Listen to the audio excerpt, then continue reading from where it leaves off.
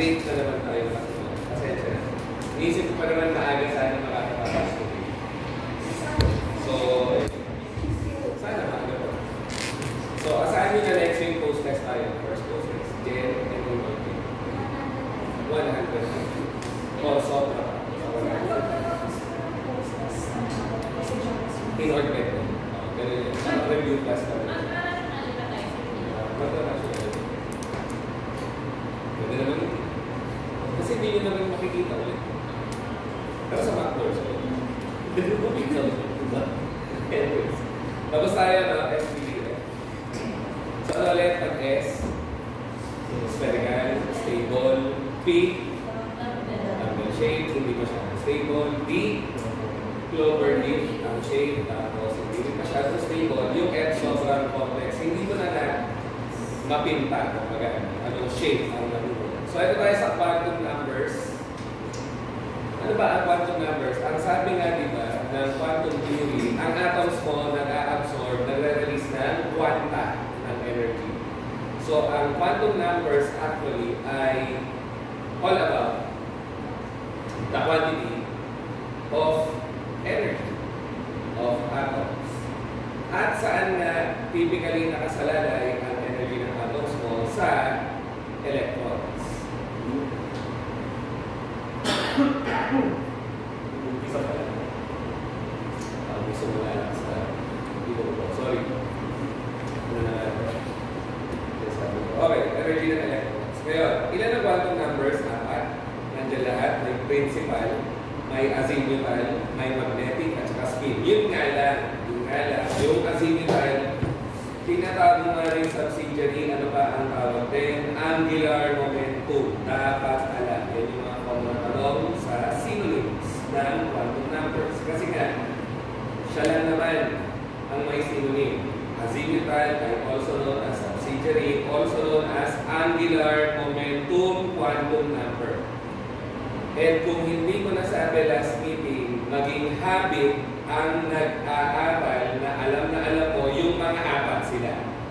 Kasi pag apat sila, malaki chance itatanong sa'yo dahil sa boards, ang choices mo ay laging apat. Okay? Laging apat. So, mga apat na members sa grupo, common na mga tanong yan. Okay? Yun lang. So, unahan natin ang principal, symbol N. As in, small N. Symbol N. So, kaya nga tinawag ng principal, ano daw ang dinidescribe niya, yung mismong shell or orbital ng electron. So, mamaya, i-expound natin para mas klaro ang sinabi. So, ang dinidescribe niyan, yung principal shell.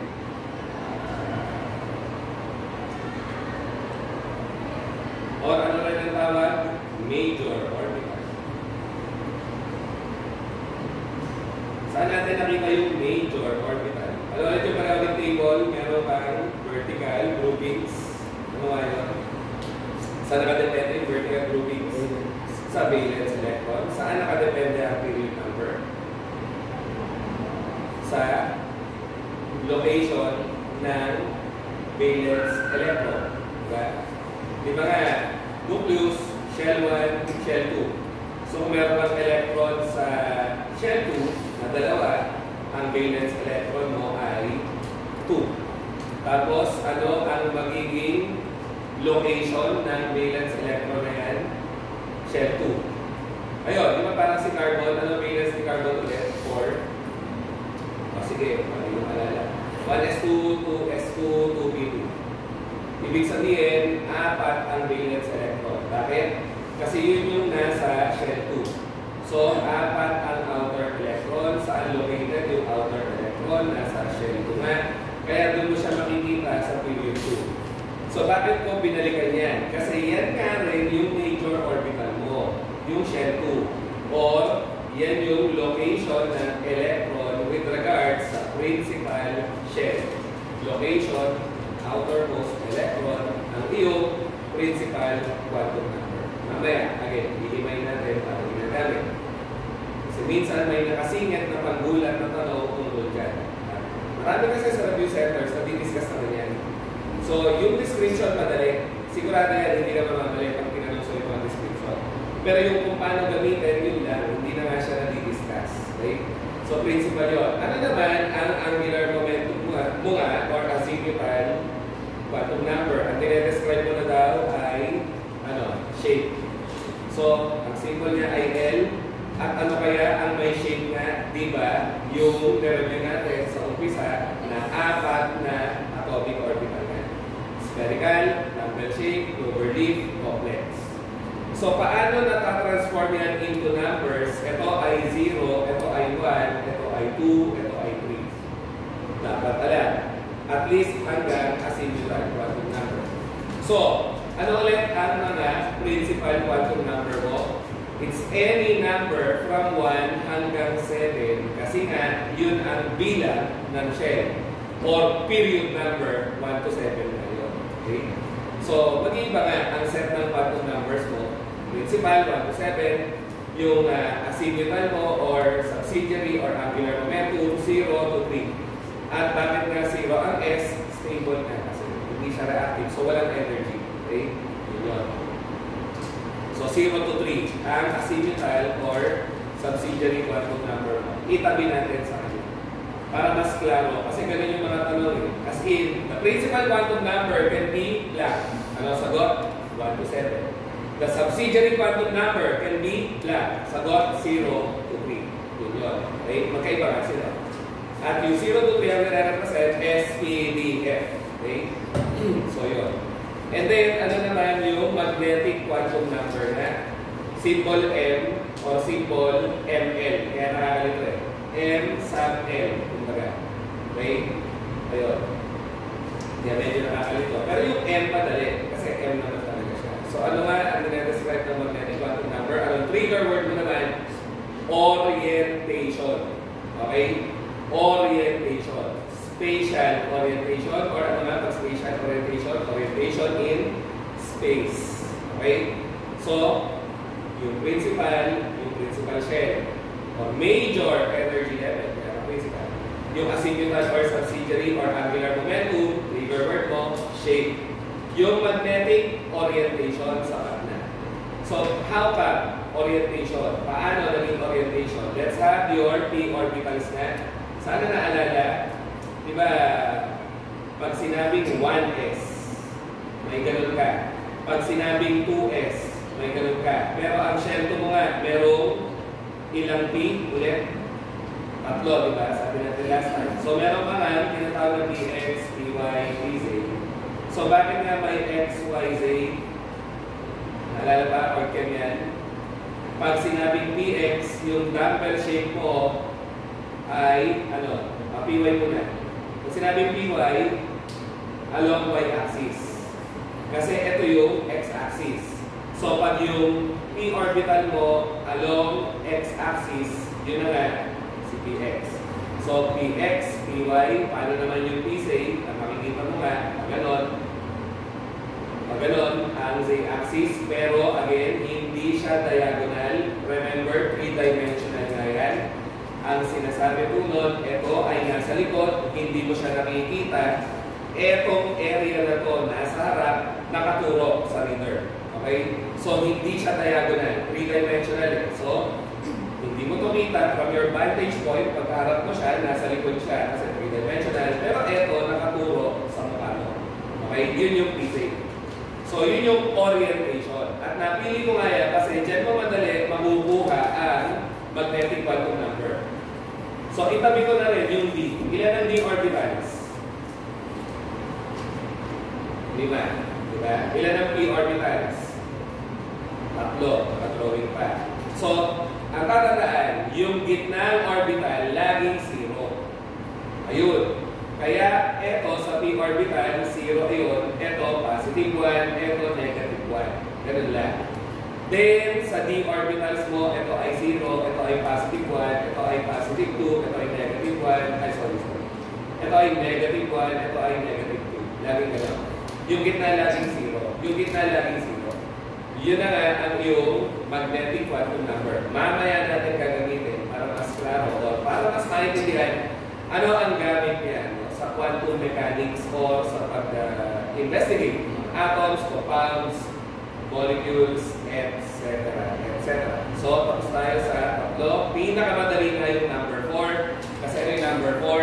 spin. Spin quantum number. Okay? Kasi nga, dalawa lang ang spin, so dalawa lang ang spin quantum number. Ano yung mga spin ng electron mo? Pwedeng kasunod na orasan, clockwise yun, pabaliktad, counterclockwise naman yun. So, sana naalala pa rin, kung nag-fill up na tayo sa orbital ng electron, di ba? Isang pa ganon, isang pa ganon. Para matandaan natin na ang ikot ng electrons, opposite direction yan. Okay? So, kapag ang electron mo pataas, ano ang magiging spin quantum number niya? Positive 1.5 or positive 0.5. Diba? And yes, S pag spin. M sub S pa. Yun yung mahirap eh. M sub S, M sub L. No? Medyo nakakalito. So, kapag naman clockwise na, positive 1 na. Pag counterclockwise, negative 1 na. So, dalawa lang ang yung spin quantum number. Dalawa lang. Okay? So, yun na. Paano ginagamit? Tuluyan muna natin sa electronic configuration. So, doon tayo sa mga simpleng example. Let's have sodium and carbon. Mga common na elements, diba? Sodium is very common sa inorganic. Carbon, natural, is very common sa organic. Ano po? So, ito tayo kay sodium. Ano electronic configuration yan? 1, S2, 11 ang bubunutin. 2, S2, diba? So, meron nga tatlong P. Okay? So, ilan na yun? 2, 4. Ilan pa ang kulang? Dami pa. 7 pa. So, paano magpuno ulit? Ganyan nga ba? Tama ba yun? Hindi po. Kasi ano dapat? Kailangan isa-isa muna bago pa mag-pair up. Okay? So, yan na nga yung 2P6. And then, kulang pa ng isa, no? Kasi 6 plus 2 plus 2, and then sa 2. Yung shell 3 mo nga bali, magkakaroon pa ng isa. So, 3S1. Kaya, ang makikita mo nga 1S2, 2S2, 2P6, 3S1. Okay? Maring boring, pero tinatanong ang electronic configuration. So, mamaya, puhuin natin, paano nga ba mag-fill up? Yung direction of filling up. Ang focus muna natin ngayon yung quantum numbers. Sorry. So, ang quantum number nga, applicable kasi yan saan? Sa kada electron. So, kunin natin itong dalawang electron sa gitna ng shell 2 suborbital P. Okay? So, ayan. Mas klaro. Hindi ko pa. Mas klaro lang. Pwede mo nga kunin kada electron yung 4 na quantum number. Kasi ano ulit yun? May principal, may azimuthal or lambda, may M sub L or lambda, magnetic na yun, at M sub S na spin. Yan ay apat. So, unahin natin yung electron na pataas. Okay? So, maglagay tayo ng division para mas kita natin at para mas matutunan natin ang mga gamit nila. So, yun muna yung electron na yun. So, ilan nga bale ang principal quantum number niya? Ayun no, nasa shell 2. So, shell 2. Ganun yun. Okay? And then, ano ang kanyang magiging azimuthal angular momentum or subsidiary quantum number? Nasa yung electron na ating pinofocus out? Nasa P. Ano ulit ang number ng P? Diba, ang SI 0, ang PI 1. Diba? Ayun. Tapos, nasan siya na P orbital? Gitna. So, 0. Diba? Tapos, ano ang kanyang spin? Pataas, so clockwise na siya. So, ano magiging energy ng electron na yun? 3.5. 10 kinuha. 2 plus 1 plus 0 plus 0.5. Ganun ang gamit. It quantifies nga the energy of each electron. Yun. So, doon tayo sa kabila. Sana nakikita na. Kaya nga napili ko example yan. Ano ang mangyayari sa kabila ng electron? Pansin na ba? Hindi pa rin. Ano ang N or principal? 2 pa rin. 2 pa rin. Ano ang lambda? Ano pa rin? 1 pa rin. Bakit? Nasa P orbital pa rin yun. Di ba? Ayun. Kaya nga, ilalagay ko ulit ha. Ano ang pwedeng n? 1 to 7. Ano ang pwedeng lambda? 0 to 3. Ano ang pwedeng m sub L? Depende sa orbital. So, dito ka magkakaroon ng negatives. Tama? 0 nga yun, negative 1 yun, positive 1 kasi yun. Doon ka makakamita una ng negative sa m sub lambda na magnetic quantum number. So, ano magiging magnetic quantum number ng pababa na electron? Eh, 0 pa rin. So, ayan na nga. Saan sila magkakatalo ngayon? Sa spin quantum number with emphasis. Kasi, clockwise yun, counterclockwise yun. So, negative 1 and a half.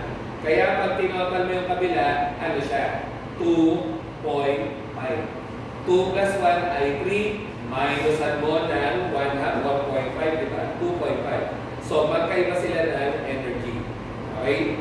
Yun po ang gamit ng quantum number. To quantify nga the energy of your electron. So, ano nga ang sabi ng Pauli exclusion principle? O, teka, bago tayo mag-dive, last, para tumata. Una natin ang quantum number, yung electron na yun. So, ano ang principle niya? 3. Nasa shell 3 na yun, di ba? Tapos, ano ang lambda niya? Nasa S, so 0. Okay?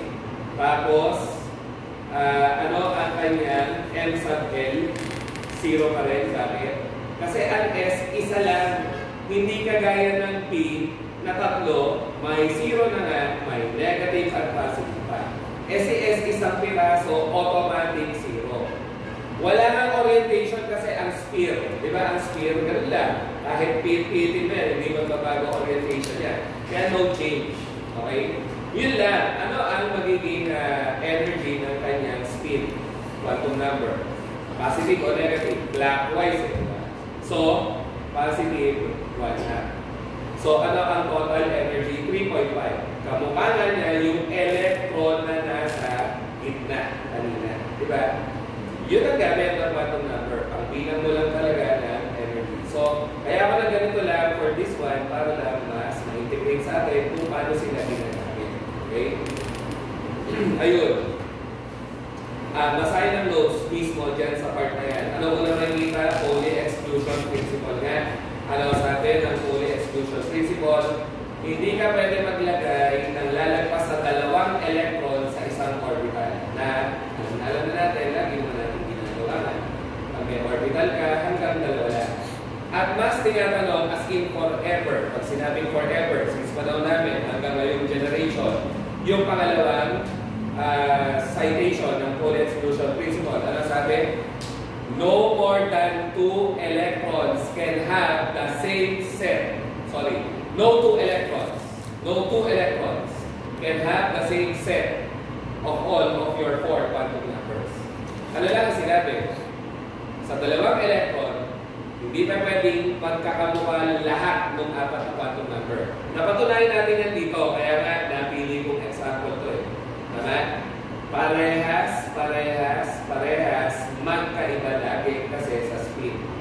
So kahit pa, niradraw ko talaga, kahit pa it seems na yung dalawang electron ay parehas, no? Na parehas nasa shell 2, parehas silang nasa P, di ba? Nasa P orbital, parehas silang nasa gitna na P orbital, magkakatalo ang dalawang electron sa spin quantum number. Maaaring magkaparehas yung tatlo, pero never nangyayari sa electrons na parehas ang spin quantum number. Kasi nga, opposing spin lagi. Yun ang sinasabi sa second citation ng Pauli exclusion principle. No 2 electrons can have the same set or the exact same set of all of your 4 quantum numbers. Imposible na naman yun. Okay? Dahil magkakatalo lagi sa spin. Ano yung outbound building up? Na pinanggugulat pa minsan. Outbound daw ay literally meaning building up. It's a German term meaning building up. So bakit tinawag na building up? Ayun na nga. Kasi magpupuno ka muna ng low energy orbitals. Diba? Low energy orbitals. Ang S ay low energy. Pag napuno mo na ang low energy orbitals, doon mo pala magpupuno ng high energy orbitals. Kaya tinawag na building up. Low energy to high energy kasi ang pinupunoan mo. So, ang sabi nga, electrons will occupy the orbitals with a lower energy first. Yun lang. Ano naman yung Hans rule? Ito po, ever din nga sa course. Course type na. Alam Hans rule? Ayun, tumagin mo na si Era. Natandaan niya. Hans rule, pair of hands. Kasi ang trigger word mo doon, pair. Pairing ng electrons. Okay? Ano nga ang ibig sabihin doon? Ang typical na ginagawa natin. Pupunuan mo muna ng tagi-tagi sa before pairing up. Yun yung Hans rule. Okay? You should fill up each orbital first with each electron before pairing up. Yun na nga ang pinaka-trigger word. Okay? And then yung number 4, integration ng tatlo. At sana naalala nyo pa yung pag-fill up ng electrons. Ayan, nilagay ko na nga ulit dyan. You might say, sir, di ba umaabot sa F? Umaabot sa D and F? Ang periods 5 to 7, yes. Pero sa pharma, yung mga common na elements, hindi na kasi umaabot doon. Kaya meron tayong ginagamit na parang pinudpon na triangle. Okay? Na paano nga mag-fill up yan? Ganon, ganon, ganon. Yun madali pa eh. 1S2 ka muna, sunod 2S2, sunod 2P6, sunod 3S2, sunod 3P6. Diyan siya medyo magiging confusing. Bakit nga? After mo mapuno ang 3P6, hindi ka mag-P3D10. Kasi nga ganon ang direction ng filling. Ibig sabihin, pag napuno mo ang 3P6, ano kasunod? Hindi nga 3D10, 4S2 ka muna.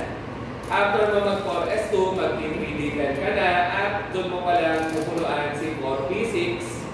Pag napuno mo si 4P6, hindi ka rin mag-4D10 kasi magpa-5S2 ka muna. Okay? Kasi nga, mas mababa ang energy ng S kesa sa D. Mas mababa ang energy ng S kesa sa D. Kaya, yun muna na mas malapit bago pa yung D na mas malapit. Okay? Try. Arsenic. Ano nga ang atomic number? Masyadong mataas yan. Chlorine muna tayo. Chlorine. Ano atomic number? 17. So, kung kita mo ko, madali gumawa ng electronic configuration na 1s2, 2s2, 2p6, diba? 3s2, ayan na, 6, 8, 10, 12. So, ano kasunod na? After mo mag 2p6, 3s2, susunod 3p na, no? 3p5. Diba? 3p5. So, yun. Yun ang gamit niya. Para makita mo saan ka susunod na orbital. And to me, yun na nga yun. Tandaan mo lang naman na syempre, 4 yung sub-orbital mo. So, hanggang shell 4, pulo ka. Idudugtong mo lang shell 5, pulo ka. Pero pag apat mo na 6 at 7, magbabawas ka na, magbabawas ka na. Saka ka maglagay ng mga arrows na gano'n para alam mo or guided ka paano ma-fill up. Okay? So, yun. Let's have arsenic. Ano nga ang arsenic? Atomic number 33. Diba? So, mahaba-haba ito. 1s2, 2s2, 2p6, 3s2, 3p6. Ano kasunod ulit ng 3p6? 4s2. Ano kasunod ulit ng 4s2? 3d10. Ayan. Ilan na yan? 2, 4, 10, 12, 18, 20, 30. Malapit na, no? Tatlo na lang ang ulan. After mo kay 3d10, 4p ka na lang. So, magiging 4p3. Diba? Yun na nga ang buong electronic configuration ni arsenic. Pero, anong valence electron ni arsenic? Or ilan ang valence electron ni arsenic? Kasi pag naka-electronic configuration, medyo nakakaduling na eh. Pero ano yung valence electron niya? Ano ulit ang valence electron? Ulit-ulit. Outermost electron. O yung electron na nakikita sa pinakalabas na orbital. So ano? Ang kanyang valence electron. Tatlo. Kasi diba, ano magiging outermost shell? 4. May tatlo doon, may dalawa doon. Ano valence electron? Ilagay ko na. 5. Kaya nga saan mo makikita si arsenic? Group 5A. Diba nitrogen, phosphorus, arsenic? I-check ang periodic table. Nandun nga 5A.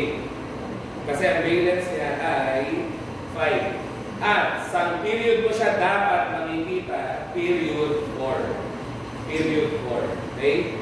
So, yun na yun. And then, minsan, applicable na yung inert gas configuration. Ano yung inert gas configuration? Gagamitin mo yung inert gases mo para umikse yung napakahaba na electronic configuration. So, meron helium, neon, argon, krypton, xenon, radon. Diyan na naman yung mahalaga. And if my memory serves me right, kasi energy is too low, 2, 10, 18, 36, 54, 118. Pag-check na lang kung tama ang mga pinaglalagay ko na atomic numbers. Amin muna lang ako. Helium, neon, argon, krypton, xenon, radon muna na, 86. Excited kasi doon sa dulo na Ogarizon 118. Tama? Si Ogarizon, yes. Thank you. So, 2, 10, 18, 36, 54, 86. Okay, anong gamit niya? Kailangan ba sir memorize natin yan? Hindi naman. Hindi naman. Ang akin, pag gumamit si board examiner ng ganyan, be sure marunong ka mag-add. Yun lang yun eh. What do I mean? Kasi kunyari, arsenic, no? Ibibigay sa yung ganon, atomic number. Tapos, ang nasa choices, piliin mo daw yung tama na electronic configuration. So, mapipili mo siya kung gagawin mo yung traditional method. Kaya may makikita ka sagot na pagkahaba-haba, pero tugma sa sagot mo. Yung problema. Kaso minsan, ang version ng mga options or choices na makikita mo ay naka-noble gas electronic configuration. What do I mean? Ano nga ang arsenic atomic number? 33. 33. Sino ngayon ang malapit sa 33? Lower sa 33. Okay? At malapit sa 33. Yung 36. Tama ba? Tama ba? Ay, hindi. So, sobra yung 36. Sorry. Kasi 33 nga lang siya. Yung 18. Kaya makikita mo, argon, 18. Okay? Tapos, ano pa, ang tabot ko? Well, 18 pa lang yan eh. Ilang electrons pa? Uy, 33 nga eh. 18 pa lang yun. Ilang electrons pa? 15 pa. Okay? 15 pa. Kaya ano makikita mo? Argon 18, so 2, 4, 10, 12, 18. After ng argon 18, may idudugtong siya 4s2, 3d10, 4p3. Palit kasi, sorry. 4s2, 3d10, 4p3. Tama, di ba? 18, 20, 30, 33. Ang punto nga nun, dapat marunong ka lang mag-add. Yung iba matotoxic agad kasi nakakita ng gano'n, galit ako sa chemistry, hindi ko siya gets, tapos ang storya. Hindi mo naman kailangan memorize ngayon. I-total mo lang, kailangan mo lang mapalabas yung ibibigay sa'yo na target, which is 33. So, kay ganito, tama. At pwedeng yan nga makita sa choices, pwedeng nakaganito rin. Depende sa mood. Okay, hindi. Yung talaga eh. Tao rin ang gumagawa ng exam. So, depende sa kanya yan kung ano gusto niya ilagay sa choices na magiging tamang electronic configuration ng kanyang napiling ato. Okay? So, you call that noble gas configuration. So, pag may noble gas configuration, anong aim nga nun? Yung mahabang yun, napaiigsi mo kasi. Diba? So, yun. And as we have said, as we have seen also, di ba, after 3p6, nag-4s2 ka. Ang sinasabi nga ng rule 4, hindi mo kinakailangan punuan lahat ng suborbitals sa isang shell. Depende pa rin yan kung sino ang mas mababa ang energy level. Parang ginawa natin. After 3p6, hindi nga tayo ng 3d10, nag-4s2 tayo. Kasi mas mababa ang energy noon kumpara sa 3d10. Yun ang sinasabi. It's not necessary to fill up all suborbitals within a shell or major orbital before filling up the next major orbital. Kaya, kahit hindi mo pa nasasara ang shell 3, pumuno ka muna ng shell 4 bago ka ng shell 3 sa orbital D. Yun lang ang sinasabi. O, pinaka-summary ng mahabang sinabi ng Rule 4. So, ganyan, ayan, andyan lang. Mga araw sa paano mo siya pupunuan. Okay?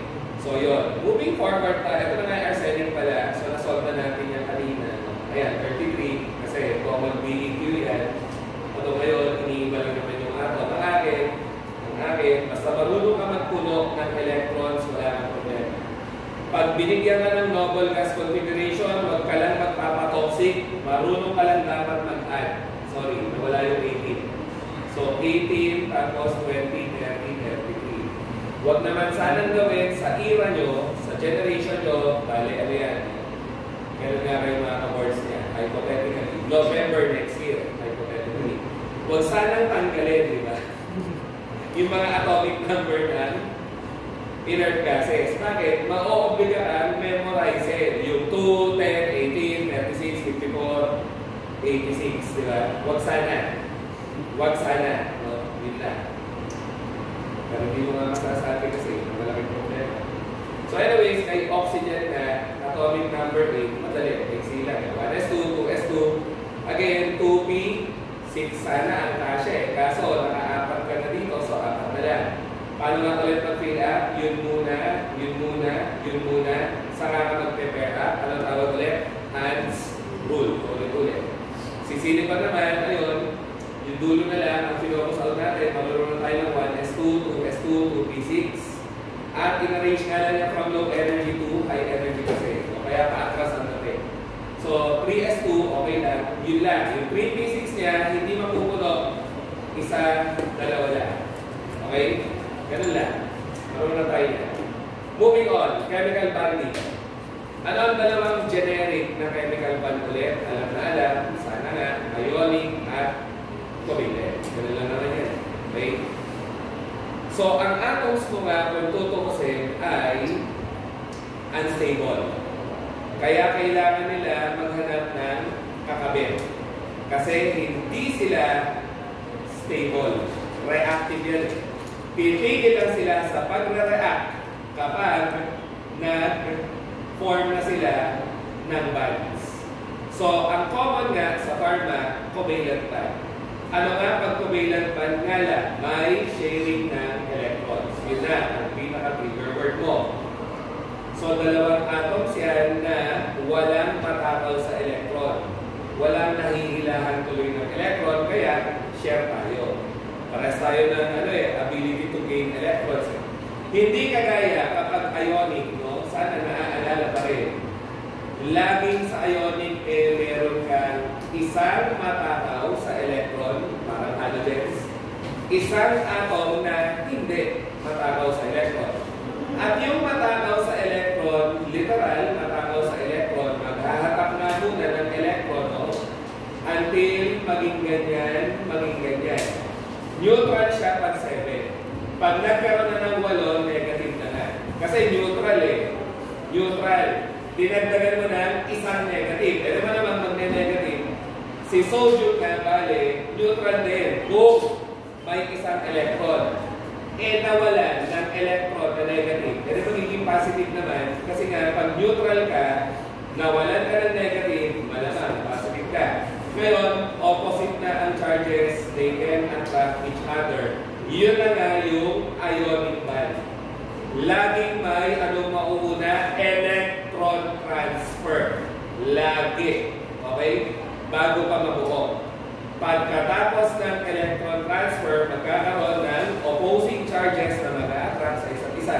Hindi kagaya ng covalent bond. Pag covalent bond nga, may sharing ng electrons.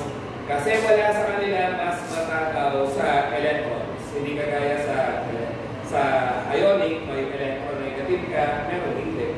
Diba? Yun lang, sinamarize lang natin. So, dun siya, o sila, mga atoms mo, magiging stable. Yan nga yung forces na maghahawak sa atoms mo together para sila ay mag-function as a unit. Okay? Yun. Sorry. By the way, nga, sa P part, tinatanong, laging mahirap yung, 2 and 5. Si 2 ay Picog Biochem, si 5 ay DDS, Manu, PPAR, Juris. Ano nga ang tawag din niya sa chemical bonds? Ano ba yan? Intramolecular forces of attraction ba yan? O intermolecular forces of attraction? Sabi nga ng iba, minsan parang ang dali lang eh. Pero parang ang hirap din. Ano nga yung intra? Pag sarado utak mo sa chemistry, mahirap siya. Pag open-minded ka sa chemistry na literal ka lang madalas, madali yan. Ano yung intra? Loob ng molecule. Ano yung inter? Between molecule. So ano nga ang bonding? Loob, labas. Napaisip kayo, di ba? Loob. Kunyari, meron kang dalawang carbon na puno ng hydrogen. Ano ulit tawag doon? Covalent bond, sharing. Pag carbon-carbon, pantay ang electronegativity, may sharing ng electron. So yun yung intramolecular bond niya, yung covalent bond. Okay? Eh paano kung water molecule? Tubig. Dalawang tubig, nagsama together. May ganon, may ganon. Ano yan? H-bond, H-bond. Ano tawag ngayon doon? Diba? Mas klaro, kung kita mo nga ang mga structure. Between molecules yun. So, inter na yun. So, ulitin ko. Sino ang mga sikat na intramolecular forces nga? Yun na yun. Yung kanina. Ionic covalent. Okay? Yun. Sino naman yung inter?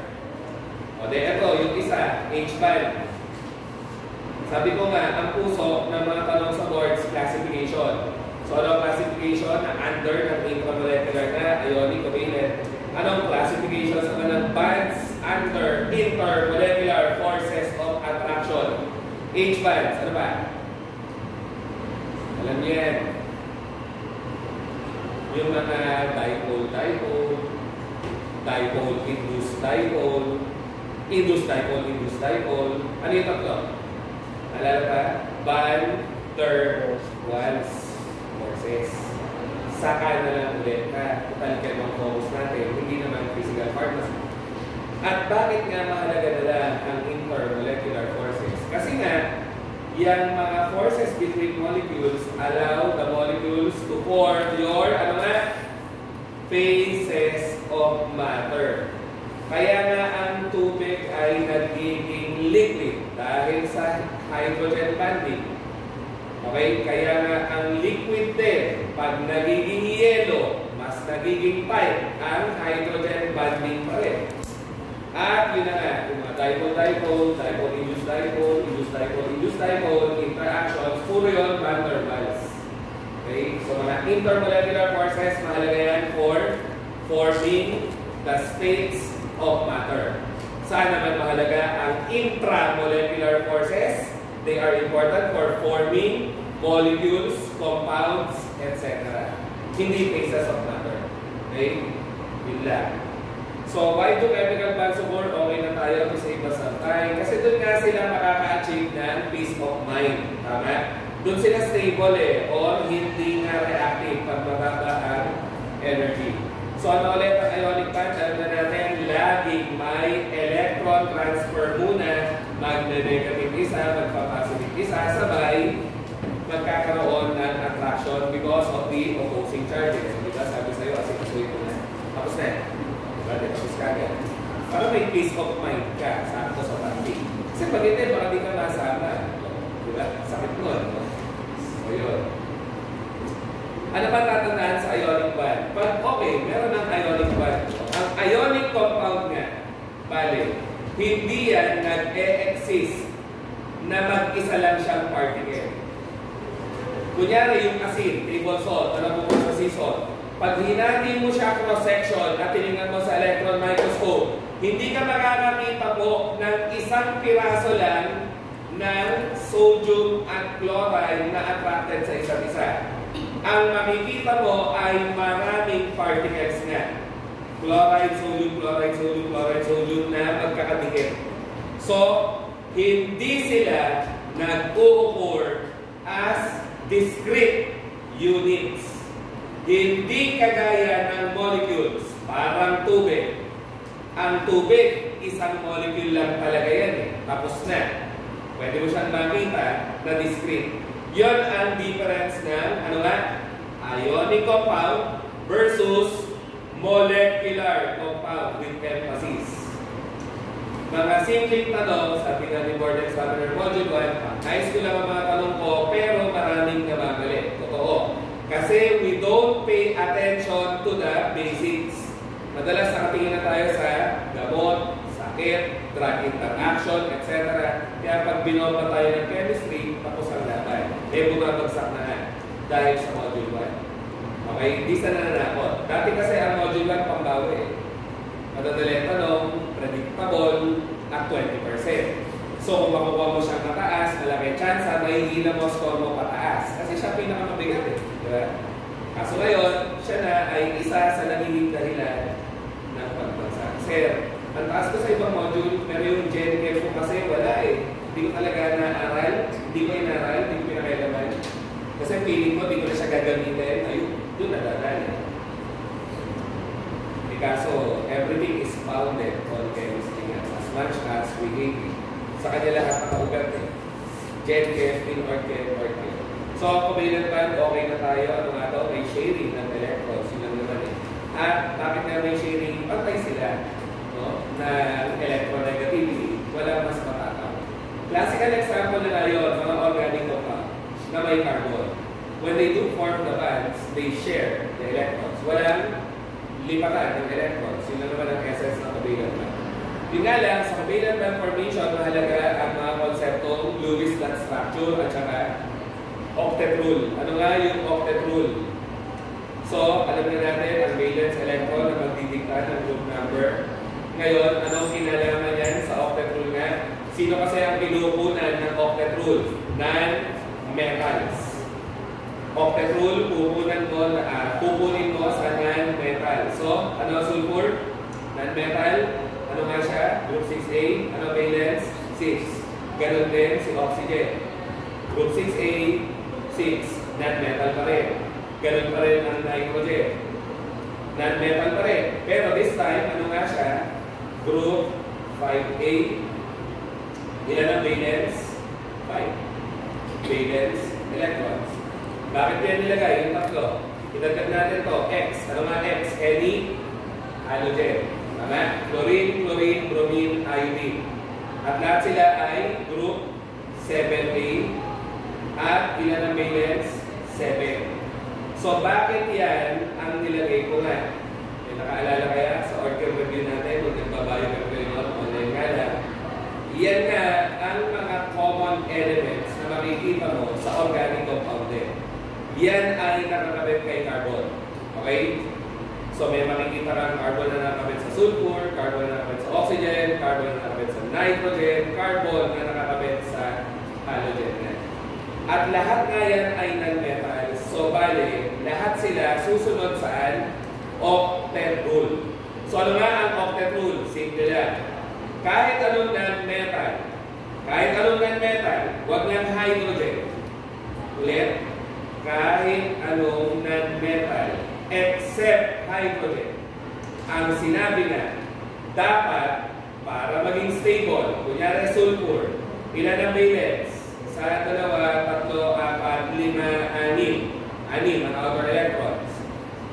Para maging stable ang sulfur atom, bilang bahagi ng molecule at ng mga compounds mo, kailangan niya magkaroon ng 8 na electrons. Kaya nga tinawag na octet rule. Doon tayo sa mas relevant sa atin. Yan, nahingayon si Tim. No, Tim, nahingayon ka. Sino lang yung picture? Mas relevant sa atin. Sino to? Oxygen. Ano alam natin kay oxygen? Non-metal. Okay? So, kung meron kang hydrogen at meron kang hydrogen nakakabit kay oxygen, syempre, mag-share ngayon ng electron yun, mag-share ngayon ng electron yun. Ergo, yung oxygen sa gitna, magiging 1, 2. Ito ngayon ay shared electron, 3, 4. Ito ngayon ay shared electron, 5, 6. At ayun na, 7, 8. So, ilan na ang electron sa labas? Octet na. Stable na siya doon.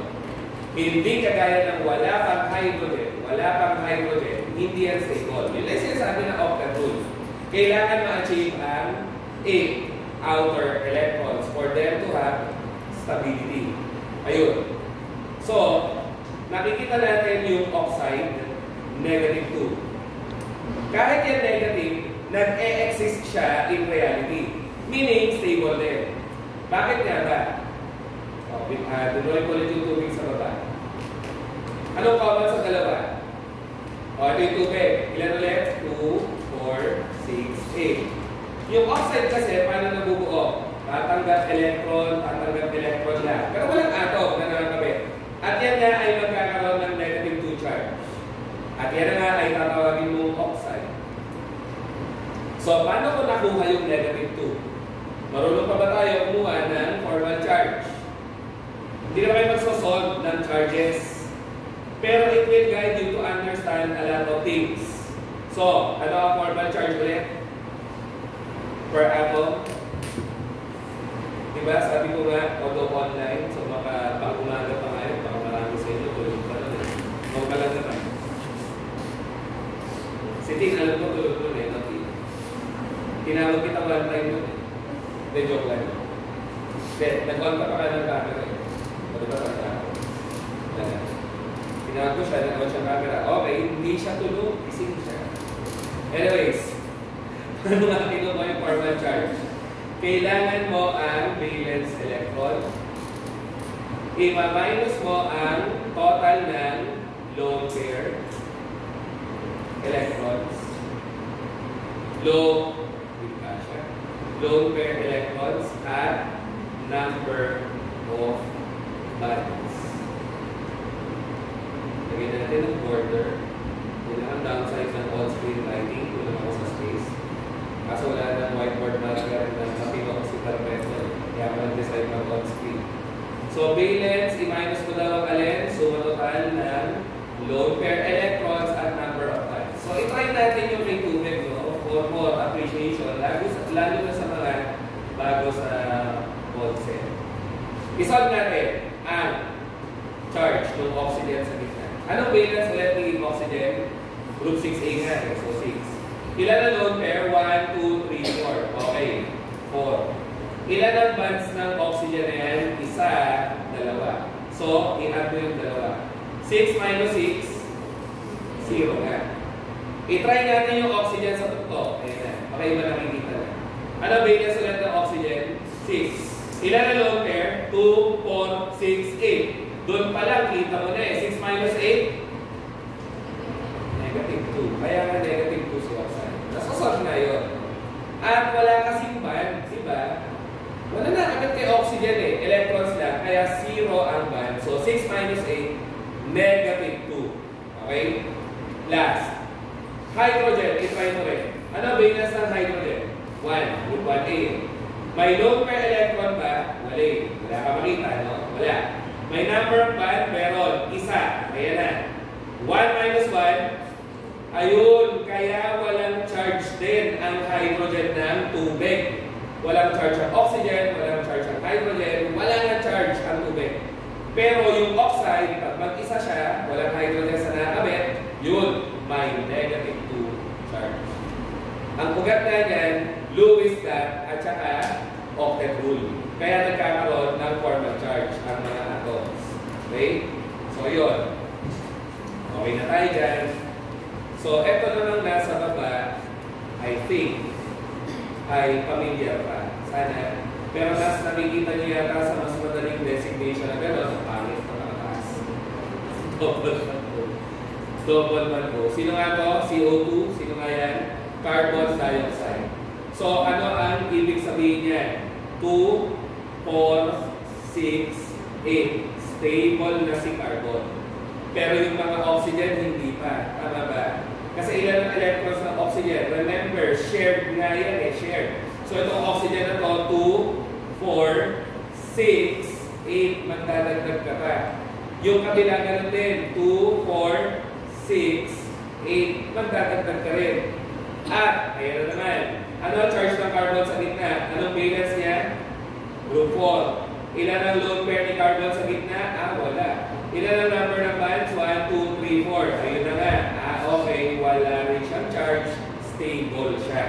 Di ba? And yung katabi, ayun na nga, oxygen, ano, valence ulit, 6, ilan ang lone pair? 4, ilan ang bonds? 2. 6 minus 6, 0. Okay? So yun, hindi mo kailangan memorize paano kunin. Yan nga lang ang magpapaliwanag kung bakit stable ang mga compound. Kasi nagsi-zero charge nga sila kapag satisfied ang octet nila. Okay? Yun. Although yes, mga anions can exist nga dahil naging stable sila somehow dahil sa octet rule pa rin. Okay? Ito kasi walang charge, so hindi siya anion. Stable na stable. Walang charge, satisfied octet. Ito, semi-stable kasi satisfied ang octet, yun nga lang may charge. So magrarata sa hydrogen atoms. Kaya nga nagiging tubig. Yun lang. So, chemical bonding pa nga, last na to, meron ka pa nga coordinate covalent bond. Ano lang ang tatandaan sa coordinate covalent bond? Well, sharing pa rin yan.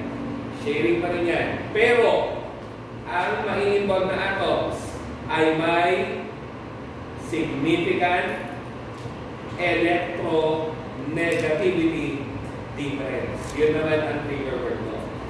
Kasi pag covalent bond, wala lang eh. Sharing lang ng electrons, that's it.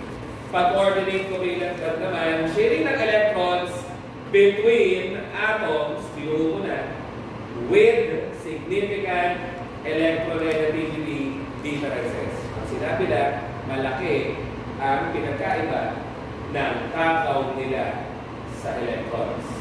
So, common example yung boron-containing compounds. Kagaya ni boron. Okay, hindi. Doon tayo sa mas common na lang. Aluminum na lang. Aluminum trichloride. Aluminum trichloride. Tapos, ang ikakamit natin ay organic compound na may oxygen. So, ang oxygen kailangan mag-octet. Kaya ginanong ko 2, 4, 6, 8. No? Ayun. Try muna. Kasi magiging relevant ito mamaya. May connect sa concept ng coordinate covalent bond. Anong charge ng aluminum? Anong valence? Group 3A. May lone pair ba siya? Wala. May number of bonds, 1, 2, 3. So, 3 minus 3, okay, 0. Si oxygen, paulit-ulit natin nakita, valence niya ay 6, 4 ang lone pair, 2 ang bond, so 0 charge. At sana nakikita niyo yung pattern. Si oxygen, basta 2 nakakabit. Basta 2 nakakabit. At may 4 na lone pair. Automatic neutral. Ayun, para sa tubig, di ba? Hydrogen, ganon, ganon. 2 nakakabit ulit kay oxygen, 4 ang lone pair, neutral, stable. Ano pa? Yung carbon dioxide kanina, nato na ba? Carbon dioxide. Si oxygen, 2 nakakabit, 4 ang lone pair din, kaya 0 charge. So, ang oxygen bond pattern nga niya, basta 2 nakakabit, 4 ang lone pair, 2 nakakabit, 4 ang lone pair, matic, 0 charge. Kasi ang group number niya ay 6. So, ang coordinate covalent bond nga, may konting technicality sa formation, electrons ng oxygen tatalon sa aluminum. Ngayon, pag nangyari yun, ang etching, bonded na sila sa isa't isa. Kaso, ano mangyayari sa charge? Magagalaw, no? Sana nakikita nyo na rin. Ano ang aluminum nga? 3. Ano ang lone pair electrons? Wala. Pero ilan na ang bond kung magdadagdag ka ng pang-4 dito? Hindi, 4 na. 3 minus 4, ano na? Negative 1 na nga. Si oxygen din, mararatel ang 0 charge. Bakit ka mo? Eh, kasi nga, valence na yun. Ilan na ang lone pair? Mababawasan. 2 na lang. Tama? 2 na lang. At magiging 3 ang bond. Ayan na. 6 minus 5, positive 1. Diba? So, positive 1, negative 1, ayun. Nagka-charge na sila. Oo, tama naman. Stable. Pero anong notable difference nga with your covalent bond lang? Yung mga covalent bonds kanina, wala kang makikita charges. Yun yun. Si coordinate covalent bond, laging may negative, laging may positive. Hindi siya ionic. Kasi pag ionic, magkaiwalay. Tama? Nag-opposite attract lang. Ito, nabuo muna ang sharing ng electrons, saka lang nagkaroon ng charges. Okay? So, yan na nga ang coordinate covalent bond. Na kung saan yung electron pair nanggagaling daw sa atom ng isang element. Hindi kagaya sa covalent bond, ano nga? Pinagtabi ko pa rin. Dayan, dalawang carbon, may electron yun, may electron yun. Paano nabuo? Ang covalent bond sa kanila, nag-donate to eh. Saka ngayon nagkaroon ng sharing. Ano nangyari dito sa dalawa? May ambag ba yung aluminum? Wala. Si oxygen lang ang nag-ambag. So, nanggagaling sa isa lang na atom. Okay? Okay na. Tapos na tayo sa mga technicalities na mga common lang na chemical bonds. Moving on tayo sa chemical formulas. Ano nga yung tatlong common? Structural, molecular, empirical. Okay? So, pag sinabing structural, ano binibigay sa'yo? Well, actual structure. Meaning, actual connection ng atoms, actual arrangement ng atoms in space, okay? Etc. Actual connection. Parang kay glucose. Ayan na. Naalala mo ba si glucose sa biochem? Ilan ang carbon ni glucose? Kahit unang open, kung tanda mo pa, 6. 1, 2, 3, 4, 5, 6. Tapos, ang glucose nga ay anong functional group ang meron? So, medyo sumasaw-saw ako sa organ. Ano nga? Pag ang carbonyl nasa dulo, dapat alam na alam. Ang carbonyl, carbon double bond O.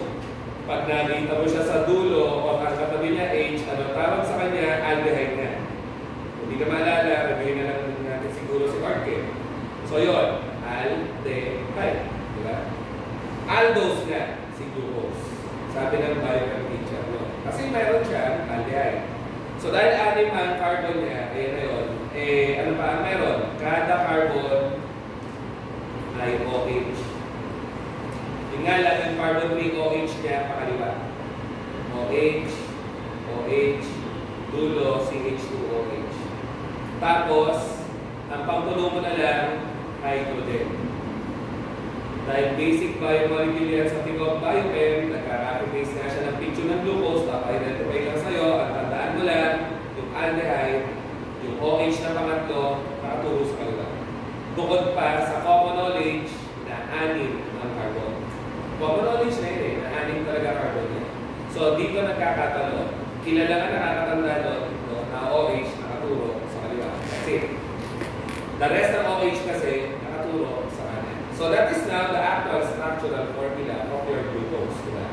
Pinapakita nga sa iyo ang actual connection and arrangement ng atoms in space.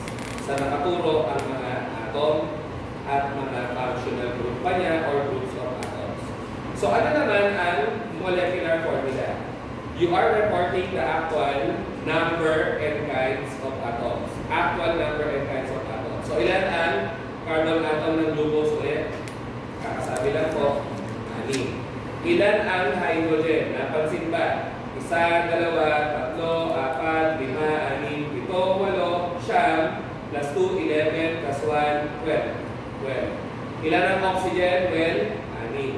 Magdadagdag kagad. Kasi kada isang carbon, may isang oxygen, may isang oxygen, may isang oxygen, may isang oxygen, isang oxygen, isang oxygen. Kaya 6. At yan nga yung sikat ng high school formula para sa carbohydrates, di ba? Kinuha nga siya kay glucose. C6H12O6. So, ang tawag dyan ulit, molecular formula. Binibigyan ka ng actual kinds of atoms and actual number of the atoms. Kasi ano yung least accurate nga na formula, yung nasa dulo, empirical. Ano naman ang empirical formula? Simple lang. Simple lang. Ano ang empirical formula? Simple lang. Ayun, kaya ko ulit sa simple lang. Simplified molecular formula. Pag sinabing simplified, i-divide mo nga sa least common multiple. Divide ng 6, divide ng 6, divide ng 6. Kasi yung common multiple nila eh. Pinakamababa. So, magiging C1 divided by 6, H2O1. na kapag sinisimplify nga, wala na 1, ganon. Ano nga yan, bale? Empirical formula ni glucose. Pero sana naalala rin na yan nga rin ang general formula ng ano, lahat ng carbohydrates. Hindi ng glucose. Kaya hindi siya reliable. Kasi pag ginamit ko yan, hindi automatic glucose eh. Pwede yan din ay fructose, maltose, sucrose, lactose, etc. Masyado siyang general pag naka-empirical formula.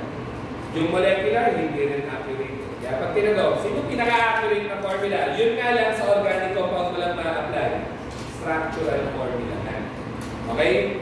So yun. Ayun, sana yung mga bago sa concept na puna na rin. Kaya po sila tinawag na carbohydrate. Ayun o, tinubigan mo nga si carbon. Hydrated carbon. Ang mga asukal. Okay? So yun ang mga key points para to save us some time and save me some energy. Para naiwan yung kaluluwa ko sa Iligan at Manila. Kanina ko pinipilit ng lecture. Bangat na bangat nila. So, okay na tayo doon. Again, spatial arrangement. No? Ano nga yung spatial arrangement? Arrangement in space kasi, di ba nga, nakaturo yung OH sa pangatlo sa kaliwa. Molecular formula, actual kinds, actual number ng atoms. Trigger words. Empirical, simplified version ni molecular. Yung nga lang, hindi siya accurate. Okay? So, yun. Ano nga ang measurement? Ginagamit natin ito, syempre, to calculate other quantities na mahalaga sa pharma. So, ano nga ang common measurements na ginagamit sa chem? Syempre, mass, pag solid, volume, pag liquid. Pero gumagamit ka ba ng volume sa solid? Pag? Pag ano? O, the liquid na yun. Okay na rin, good try. Era. Saan ka nakatira, Era? Curious ka. Ano ginagawa mo sa kasiguro? Ha? Ang galit. Ito lang. Itatanong lang. Kasiguro. Saan? Ano yung magnetics? Oo. Palooban. Rainbow. Kasiguro. Tapos. Dedas siya lang sa... Defensor. Kalau kapiti. Kamusta si Ma'am Ivy niyo? Si Ma'am Ivy.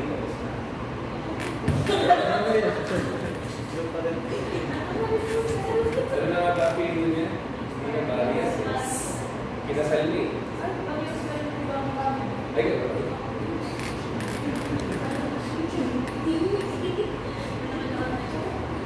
Anyway. Ano yung mass? Shara, ba't ang tatago mo din? Ano yung mass? Ano ang matter?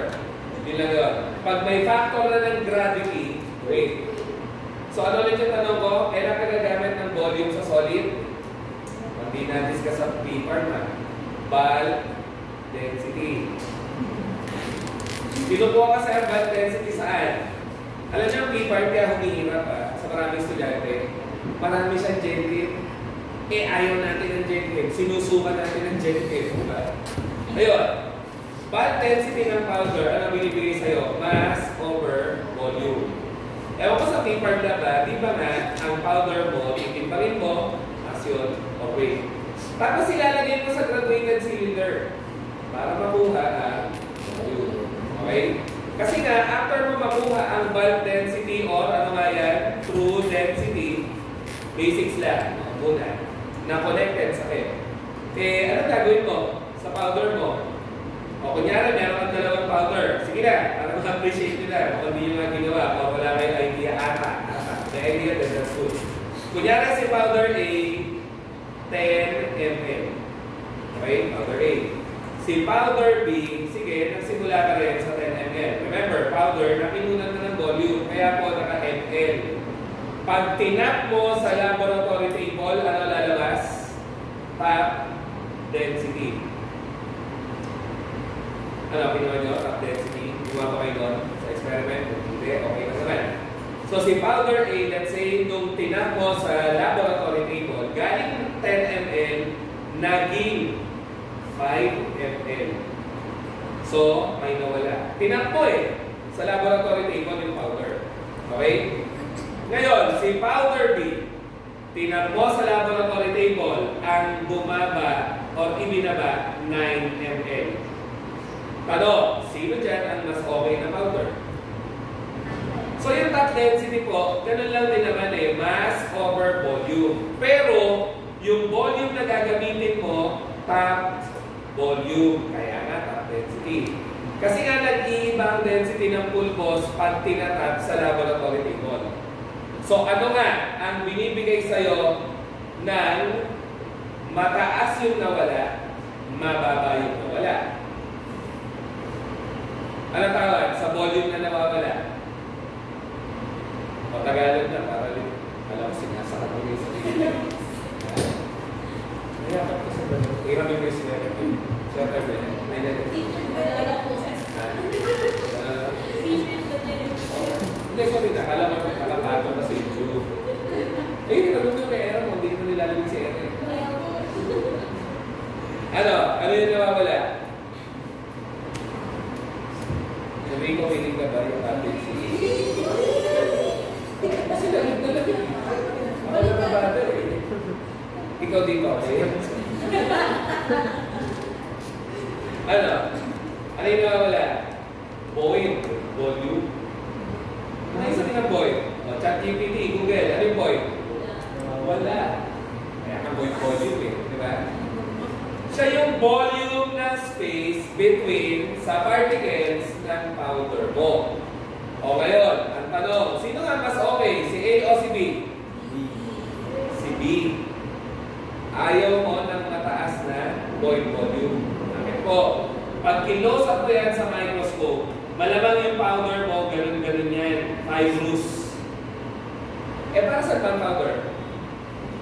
Gagawin mong granule, gagawin mong tableta. Kung ang powder mo ay fibrous, prone yan sa interlocking. Babara yan sa tableting machine. So, hindi okay. Hindi kagaya ng maliit yung point volume, sure ka, pag finit mo yan sa tableting machine, tuloy-tuloy ang pagsak ng powder. Very flowable yan. Hindi kasi magsasabit-sabit. So, simpleng physical property, nakaka-conclude tayo kung okay o pangit ang powder for tableting. Chemistry explains pharmacy. Lagi ko lang sinasabi. Okay? Yun. Ngayon, unang aralin, syempre. Mukhang hindi yung panagawa. Pero yun ang implication nun. Gusto mo makuha yung top density para makita kung okay ba ang flowability niya. Okay? So, density ay, ano ba?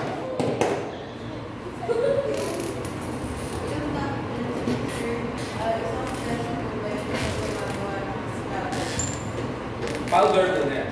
Bago ka gumawa ng tablet, di ba, powder muna. Ang punto doon, i-assay mo yung powder. Pag pasado siya, gawin mo tablet. Bali sir, ano siya, ginagawa sa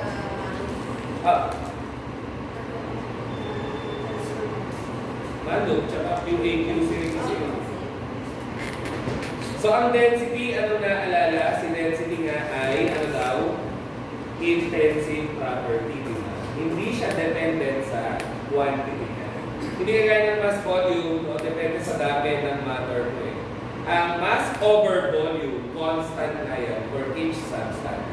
Then of course, we have units of time and of course, temperature. So yun. Na-explain ko na ang posibleng gamit ng density. Kanina mass volume, alam natin. Kung gamot mo solid, kung gamot mo naka-liquid form, okay, gusto yan. Ngayon, ano pa? Minsan, nagtatanong na natin about length.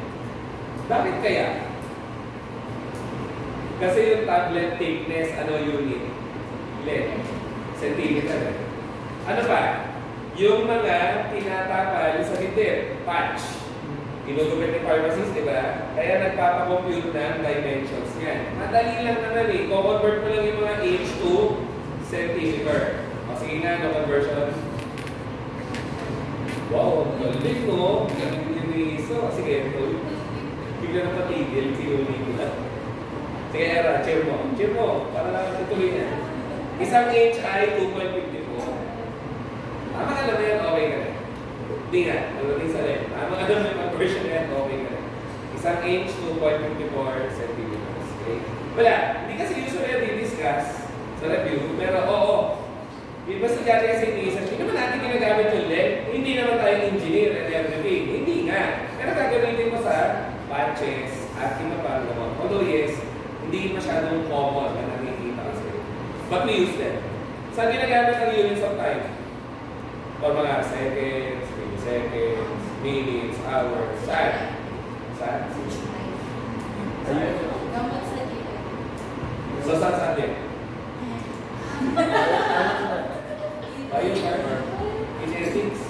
Kinetics. Kinetics, anong topic? Rate. Diba?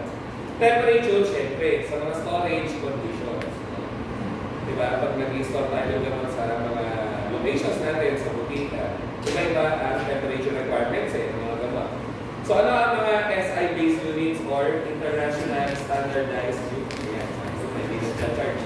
Ano din sa ako? Wait lang. Wait pa lang ako nasigil mo na ako.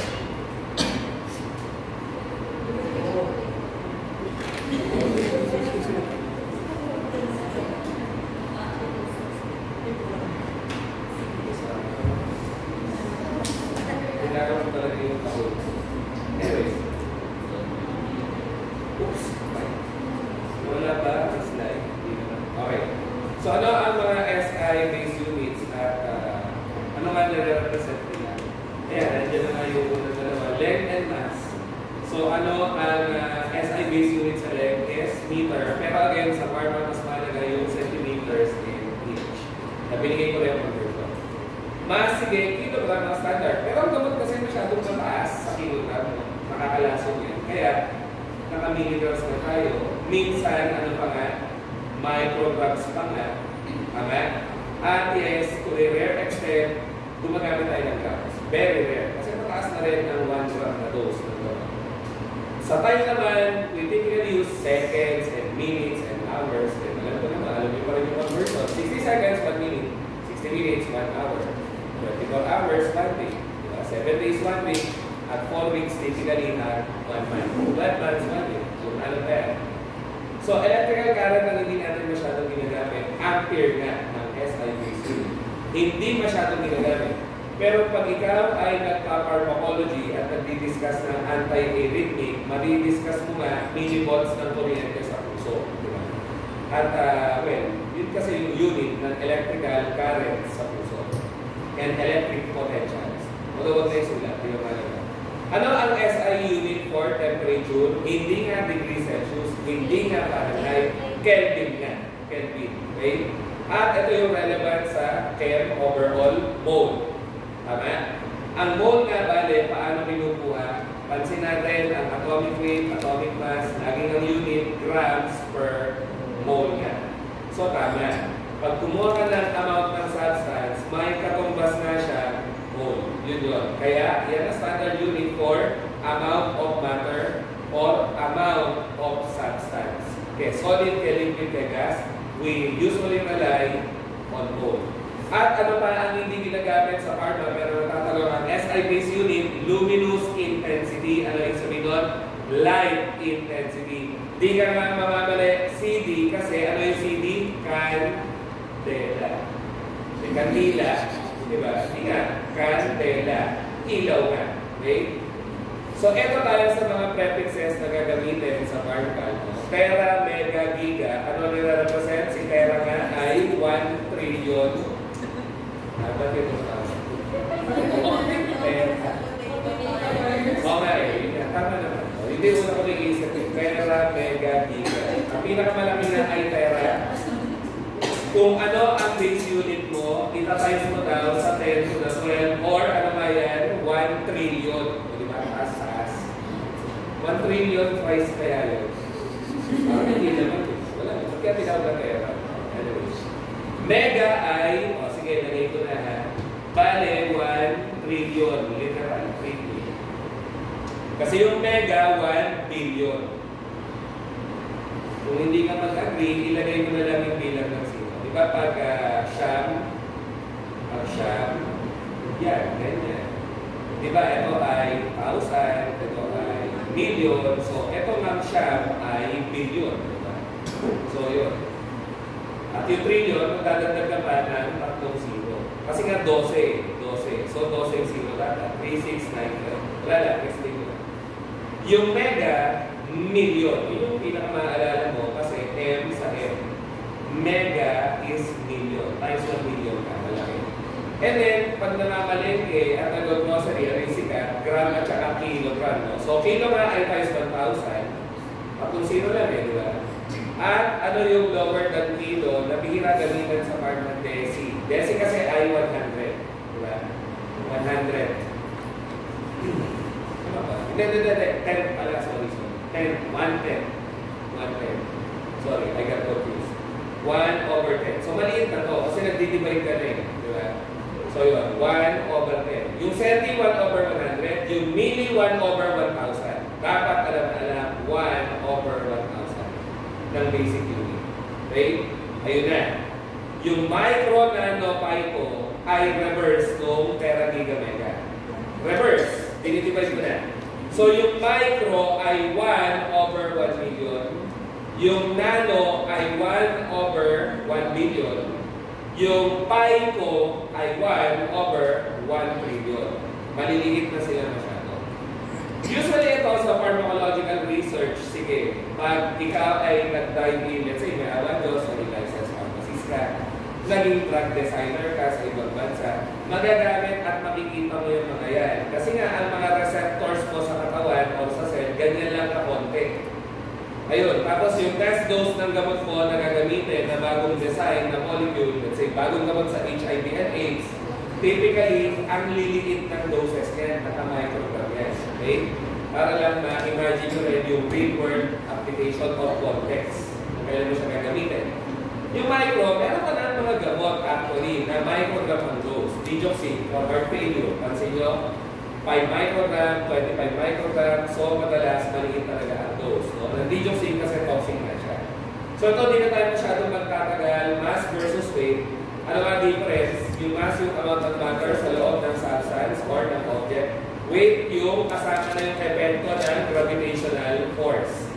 At mass, hindi nga nagbabago with changes in location, pero ang weight, nagbabago with changes in location. Kasi iba-iba tayo ng gravitational force.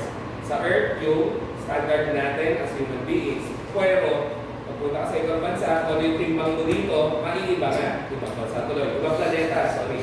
Pagpunta sa ibang planeta, pag-iba yung timbang mo, kasi iba ang gravitational force doon. Para ko sinabi, ibang gravity sa Pilipinas. Anyway, so yun. Anong SI-based unit nga sa weight? Kilo.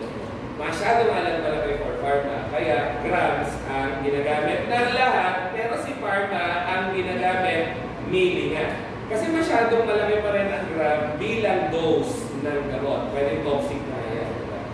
So ang volume nga bale ay, anong SI-based unit? Cubic meter na masyado rin malaki. Kaya nagamit natin, cubic centimeter. cc nga. Diba? At yan na ay very common sa lahat. Bakit? Ang isang cc equivalent sa isang ml. Tama? Yan nga ang gamit natin. Isang sinando pa sa buwan. Sorry. cc is also cubic centimeter. Kaya nga cc. Okay? So yun. Isang cc, isang ml. Then syempre, gawin mo 1,000 yan, and then 1,000 cc, 1 liter naman. Ganun lang. Density, tapos na tayo. Intensive property nga yan, mass over volume. So, bale, yan na nga yun. Intensive property, hindi yan nagbabago kahit pa lumaki ang mass, lumaki ang volume, ang density ng kahit anong substance ay constant. Ano ang kamukha ng density? Ang unit ng density, magkakalimutan na gram per ml. Ang ginagamit sa pharma. Eh kasi nga, di ba, mass over volume. Ang tinatanong ni Sir, sino yung kamukha ng density? Pero hindi lang pinapakita yung units, specific gravity na. Kasi para makuha mo yan, ganun pa rin. Yung timbang na substance, i-divide mo sa kanyang volume. Okay? Hindi ko lang alam bakit nga hindi pinapakita ang unit sa specific gravity, but it's basically the same mathematical operation. Dinivide ko si mass sa volume. Maraming gamit din yan sa physical pharmacy. Okay? Specific gravity. O nga pala, sige. Kaya ako nabanggit yung specific gravity. Bigla kang tinanong, ano daw ang kuha mo ng specific gravity ng isang sample na usually liquid. Sige. You might say specific gravity battle at pignometer. Tama. Very good. Pignometer. Nakita na kayo sa baba? Diba? At ang hirap lang dyan, mahal. Mabasag mo yung takip, mabasag mo yung thermometer sa ibabaw, palitan mo lahat. Hindi ka makakabili ng parts lang eh. Okay? So, yan nga ang ratio ng mass to volume ng isang substance at hindi na yan magbabago. Intrinsic na or intrinsic property na siya. So, SI base unit talaga masyadong malaki, kilogram per cubic meter. Okay? Pero, sa pharma nga, ang gamit natin, gram per cc or gram per ml. Diba? Yun nga lang, pag-usapan gases, sa physical pharmacy pa rin, masyado yung maliit, kaya ginagamit natin, kakalimutan, for gases only. For gases only. Gram per liter. Kasi pag ito ginamit mo sa gases, masyadong liliit yung number, ang hirap na i-compute, ang hirap na i-manage. Kaya pag gases, gram per liter tayo. Pero pag solid liquid, gram per ml tayo. Yun lang ang sinasabi sa baba. Then, last topic before we take the first break, temperature. Ano nga ang tatlong temperature scale? Kelvin, Celsius, Fahrenheit. Huwag kakalimutan, si Kelvin walang degree. Si Celsius or centigrade may degree. Si Fahrenheit din may degree nga. At ang SI unit nga ay Kelvin, meaning siya nga ang standard unit of temperature.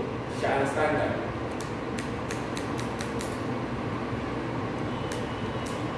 Alam niyo yung molar gas constant?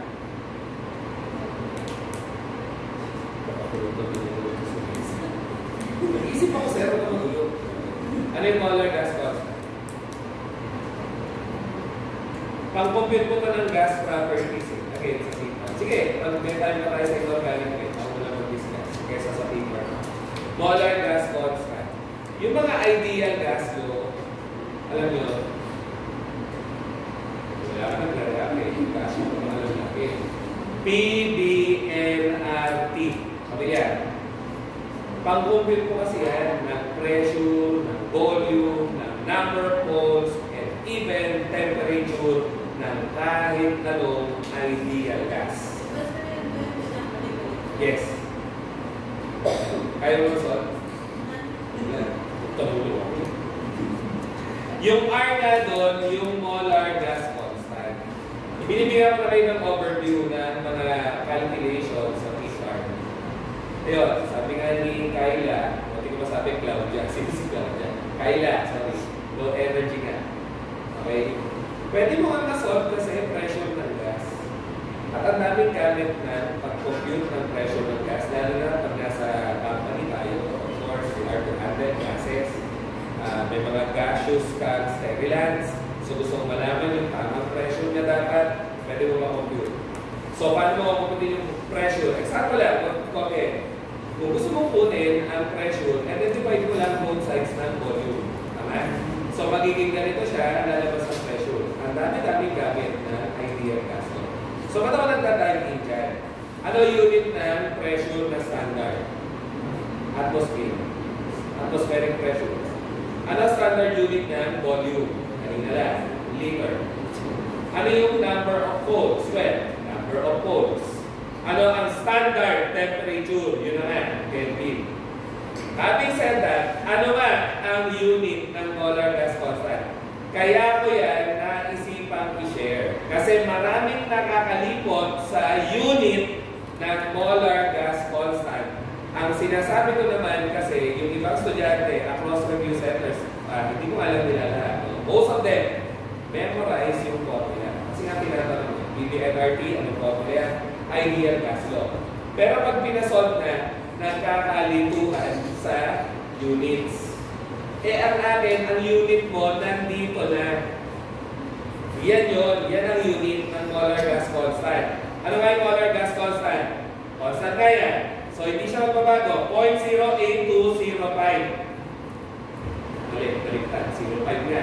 0.5 liter atmosphere per mole Kelvin. Saan ko kinuha? Dito lang. Liter atmosphere mole Kelvin. Yun yung hindi na-realize ng iba. Nasabi ko nga, kailangan nakikita mo unit eh. Maraming bagay dadali. Kasi pag pinamultiple choice yan, nagkakalituhan dito.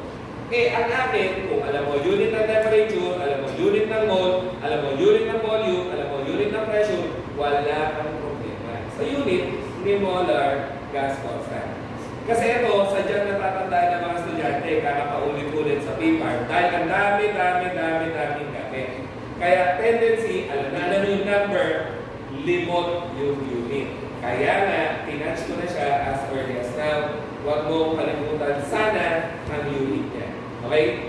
Liter times atmosphere per mole times Kelvin. Pero wala naman times. Huwag mo nang banggitin yung times para hindi ko malito. Liter atmosphere per mole Kelvin. Ang unit ni molar gas constant. So, ano nga ang absolute zero temperature? 0 Kelvin. Napakalamig. Kasi ang katumbas na negative 273.15 degrees Celsius na. Kaya kung magko-convert ka ng Kelvin, okay? Magko-convert ka ng Celsius to Kelvin, magdadagdag ka na ng plus 273 sa kanya. So, yan ang pinakamadaling temperature conversion sa lahat. Tama? Celsius, gawin mo Kelvin. Kasi si Celsius, dadagdagan ko lang 273.15 na. So, magiging challenging lang yan sa boards kapag ang binigay sa'yo Fahrenheit, di ba? Kasi hindi mo pwedeng idiretso si degrees Fahrenheit papuntang Kelvin. Ang gagawin mo talaga, obligado ka, i-convert mo muna siya sa degrees Celsius, saka mo inadagdag si 273. Having said that, yun nga muna natin gagawin na basic conversion. Converting Fahrenheit to Celsius. Paano ginagawa nga? Ayan, nandiyan naman. Pero yan nga ba ang gamit nyo? Gamit nyo nga ba yan? 5C, 9F, tapos multiply sa F, minus 32F. Diba? Tama eh. F, F, F cancel. Yung units, matitira centigrade. Tapos, paano mag-convert ng Celsius to Fahrenheit? 9F, 5C, na nakamultiply sa C, so makakancel. Saka ka mag-a-add ng 32F. So, tama. Yung Celsius mo, ang makukuha mo na, Fahrenheit. Ang tanong, gamit mo ba yung mga yan? Kasi ano gamit mo? Kung di mo gamit.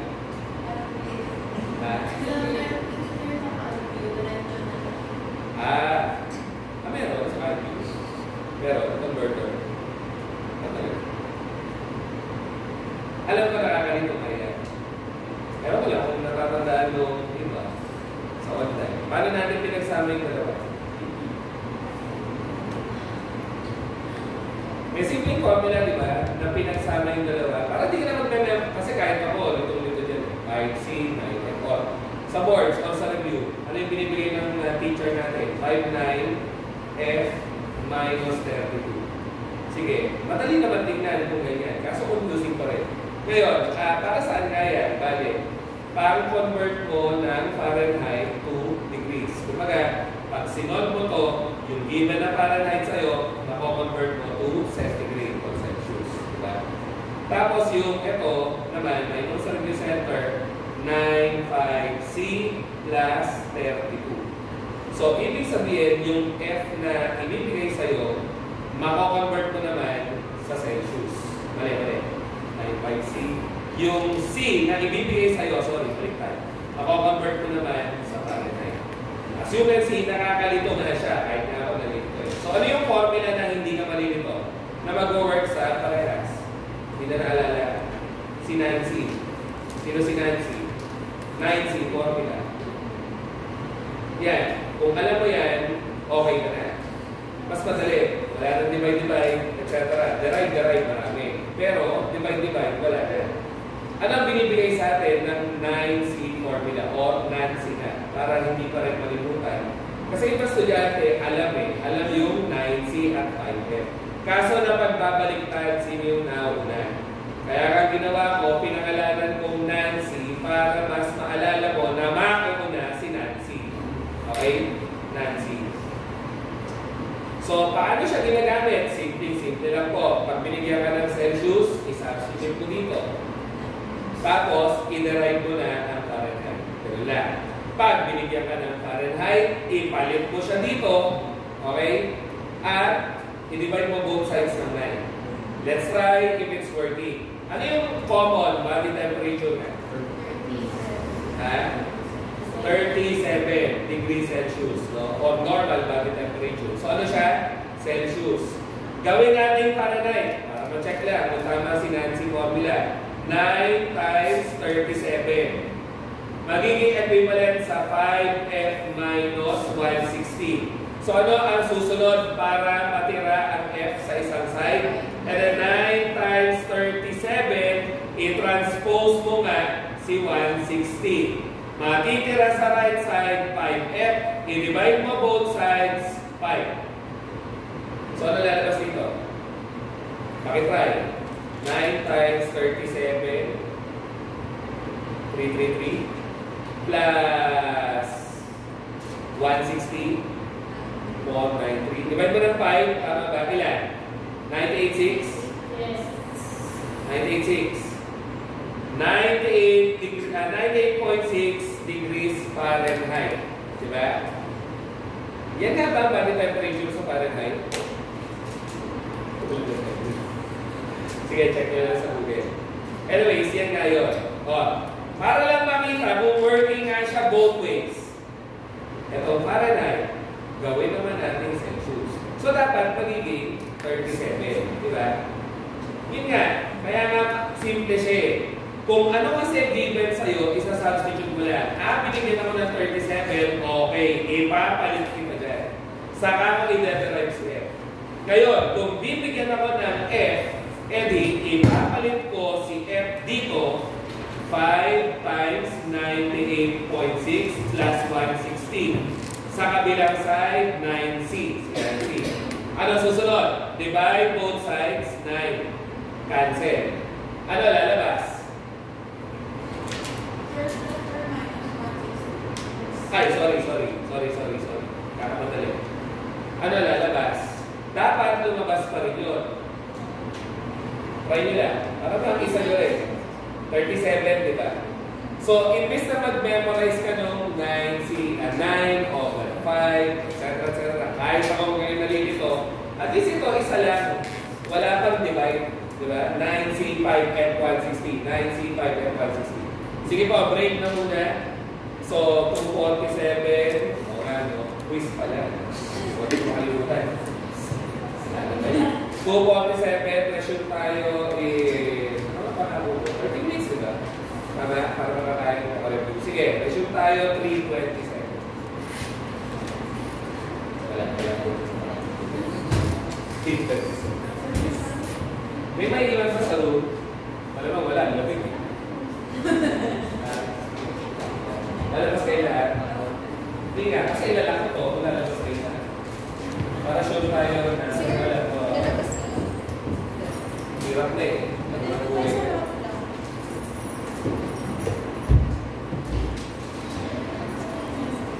Wala na yung internship na Lunes.